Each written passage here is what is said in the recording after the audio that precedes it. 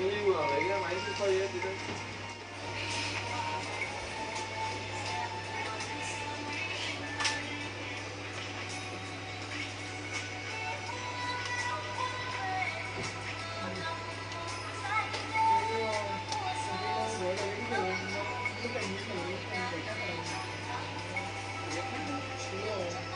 Cái cạc đâu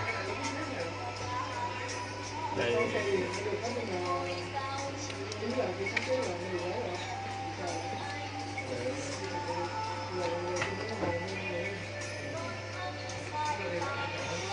Đâu tùy máy là đi luôn. Cắt lại em muốn.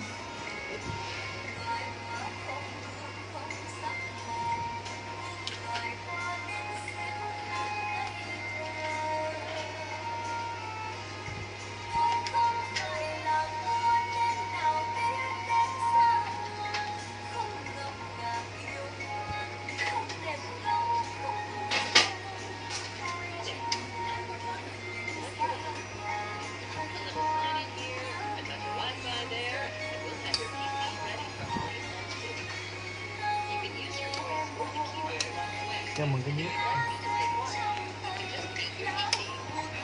Đúng rồi, sao mà cái nhếp vô.